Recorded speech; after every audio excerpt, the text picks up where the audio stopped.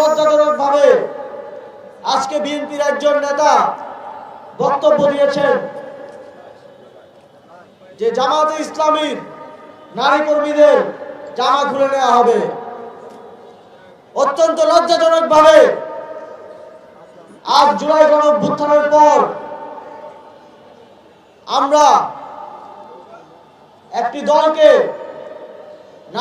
নারীদের নিরাপত্তার জন্য হুমকি হিসেবে বিচারণ করতে দেখছি। আমরা গণঅভ্যুত্থানের পরে একটি অংশগ্রহণমূলক এবং সুষ্ঠু নির্বাচন প্রত্যাশা করেছিলাম, কিন্তু আমরা দেখতে পাচ্ছি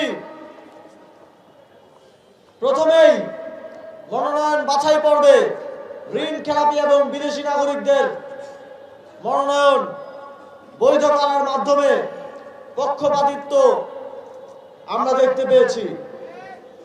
আমরা দেখেছি জাতীয়তাবাদের কথা বলে, সবার আগে বাংলাদেশের কথা বলে বিদেশি নাগরিকদের মনোনয়ন দেয়া। আমরা দেখেছি গত 2 দিনে জাতীয় নাগরিক পার্টির 2 জন প্রার্থী, ঢাকা 18 আসনের প্রার্থী আরিফুল ইসলাম আদিব এবং আজকে ঢাকা 8 আসনের প্রার্থী নাসিরউদ্দিন পাটোয়ারির উপর ঘৃণ্য হামলা চালানো হয়েছে। ঢাকা 8 আসনে ছাত্রদলের সন্ত্রাসীরা নির্বাচনী কার্যক্রম চলাকালে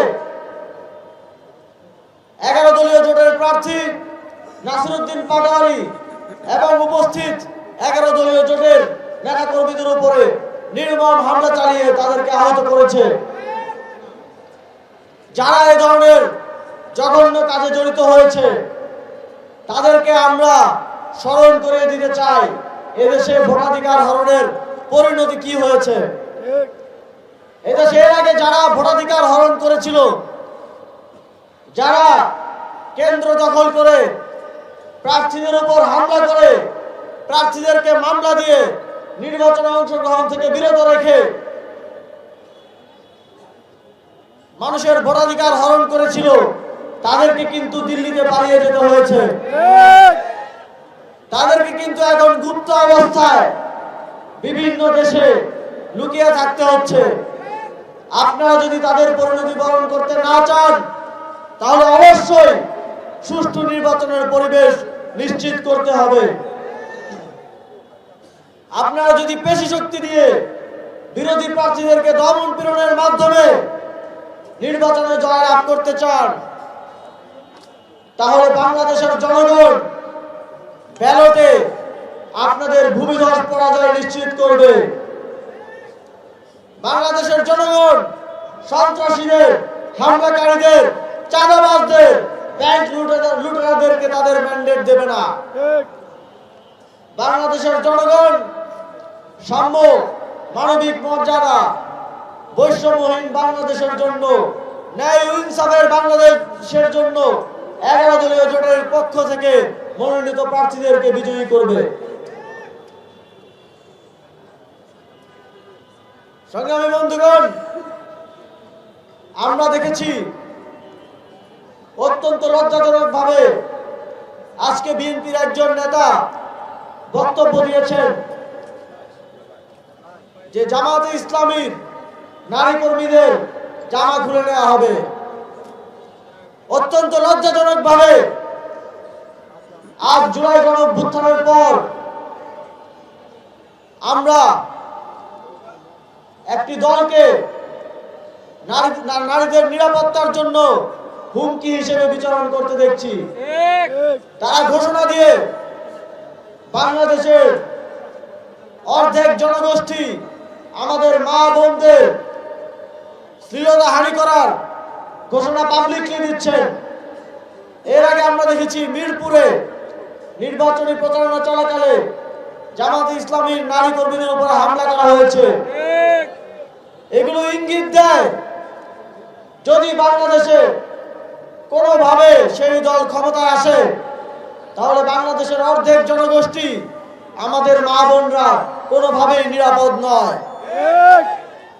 আমরা স্পষ্টভাবে হুঁশিয়ারি দিতে চাই, জুলাই গণঅভ্যুত্থান পরবর্তী বাংলাদেশে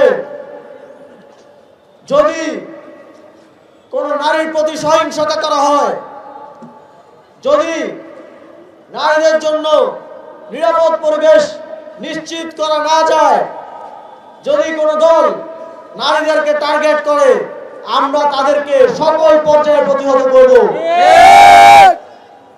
আমরা এখন আর আওয়ামী আমলের মতো, আওয়ামী আমলে আমরা দেখেছি যে এই ধরনের ঘটনা নিয়মিত ঘটেছে, কিন্তু বিরোধী রাজনৈতিক দলগুলো নানা বাস্তবতার কারণে কথা বলতে পারেনি।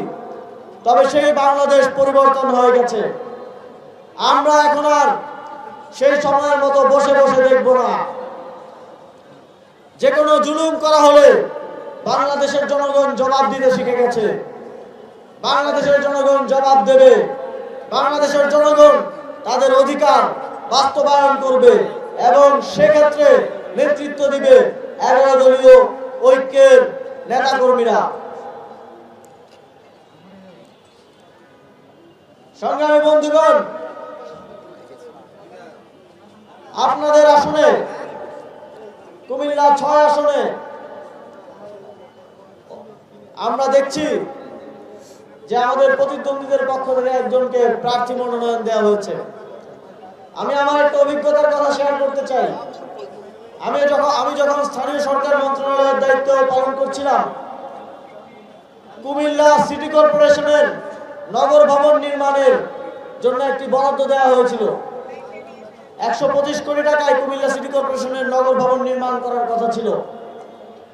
কিন্তু তখন এই প্রক্রিয়াকে বাধাগ্রস্ত করেছে যাকে আজকে ধানের শীষের প্রার্থী হিসেবে মনোনয়ন দেওয়া হয়েছে তিনি তখনকার সিটি কর্পোরেশনের যিনি প্রশাসক, তাকে গিয়ে বলেছেন যে সিটি কর্পোরেশনের নগর ভবন নাকি তার বাড়ির সামনে করতে হবে। আমরা চেয়েছি সিটি কর্পোরেশনের নগর ভবন এমন একটি জায়গায় করতে যেখান থেকে পুরো শহরের মানুষজন সঠিকভাবে যেন সেবা পায়, সেবা পাওয়ার ক্ষেত্রে যেন তাদেরকে বিঘ্ন তার শিকার হতে না হয়। অথচ নির্লজ্জভাবে তিনি তার বাড়ির সামনে নগর ভবন নির্মাণের জন্য চাপ দিতে থাকেন এবং সেই প্রক্রিয়াটি বাধাগ্রস্ত করেন। ফলে এখনো নগর ভবন নির্মাণের কার্যক্রম শুরু করা সম্ভব হয়নি।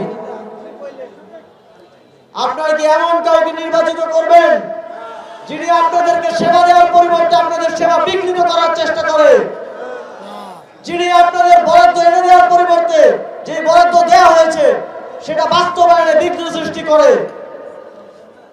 আমরা বিশ্বাস করি কুমিল্লার মানুষ এমন কাউকে নির্বাচিত করবে না। 11 দলের পক্ষ থেকে কুমিল্লা 6 আসনে জনাব কাজী দীন মোহাম্মদকে বিজয়ী করার জন্য আপনাদের কাছে আমানত হিসেবে দেওয়া হয়েছে। আমরা বিশ্বাস করি এবারের নির্বাচনে আপনারা তাকে বিপুল ভোটে তার জয় নিশ্চিত করবেন। কুমিল্লায় 11 দলের সকল দলের নেতাকর্মী তাদের সর্বোচ্চটা দিয়ে কাজী দীন মোহাম্মদ ভাইকে নির্বাচিত করার জন্য, দাঁড়িপাল্লাকে নির্বাচিত করার জন্য কাজ করে যাবেন। যদি কুমিল্লা 6 আসনে এবং সারা দেশে 11 দলীয় ঐক্য জোট নির্বাচিত হয়, যদি আমরা সরকার গঠন করতে সক্ষম হই, তাহলে আমরা কুমিল্লা বিভাগ প্রথম 1 মাসের মধ্যেই বাস্তবায়ন করব। যদি আমরা নির্বাচিত হই, বিগত সময়ে বিভিন্নভাবে কুমিল্লাকে যে বঞ্চিত করা হয়েছে সেই বঞ্চনার ইতি বাস্তবায়িত হবে। অন্তর্বর্তীকালীন সরকারের সময়ে যে প্রকল্পগুলো গ্রহণ করা হয়েছে সেগুলো দ্রুত বাস্তবায়ন সহ আরো নতুন প্রকল্প গ্রহণ করা হবে। সংগ্রামী বন্ধুগণ, জুলাই গণঅভ্যুত্থানে আমরা দেখেছি স্কুল, কলেজ, বিশ্ববিদ্যালয়ের ছাত্ররা, তরুণরা কিভাবে ঝাঁপিয়ে পড়েছে। কিন্তু দুঃখজনকভাবে আমাদের প্রতিদ্বন্দ্বী যারা নির্বাচনে অংশগ্রহণ করছেন তাদের পক্ষ থেকে তরুণদেরকে পলিসিতে, তরুণদেরকে রাষ্ট্র গঠনে, বাংলাদেশ বিনির্মাণে অংশগ্রহণের ক্ষেত্রে তেমন ভাবে অংশগ্রহণ করার সুযোগের কথা আমরা শুনতে পাই না। আমরা ইতিপূর্বেও দাবি জানিয়েছিলাম, এবারও আমরা আমাদের ইশতেহার হিসেবে ঘোষণা করতে চাই, পৃথিবীর বিভিন্ন দেশে যেভাবে 16 বছর বয়স থেকে তরুণদের ভোটাধিকার নিশ্চিত করা হয়, বাংলাদেশেও 11 দলীয় ঐক্যজোট নির্বাচিত হলে, এনসিপি নির্বাচিত হলে 16 বছর বয়স থেকে তরুণদের ভোটাধিকার নিশ্চিত করা হবে। আমরা রাষ্ট্র গঠনে, রাষ্ট্র বিনির্মাণে তরুণদের অংশগ্রহণ নিশ্চিত করতে চাই। সংগ্রামী বন্ধুগণ, আমরা তরুণদের জন্য কর্মসংস্থান সৃষ্টি করতে চাই। আমরা তরুণদেরকে ভাতা দিয়ে পরনির্ভরশীল করে রাখতে চাই না। অবশ্যই তরুণরা তাদের শিক্ষা জীবন শেষে চাকরি জীবনে প্রবেশের পূর্বে যেই সময়টুকু আছে সেই সময়টুকুতে সরকারি সহযোগিতা পাবে, তবে তাদেরকে আমরা আত্মনির্ভরশীল করে গড়ে তুলতে চাই, পরনির্ভরশীল হিসেবে গড়ে তুলতে চাই না।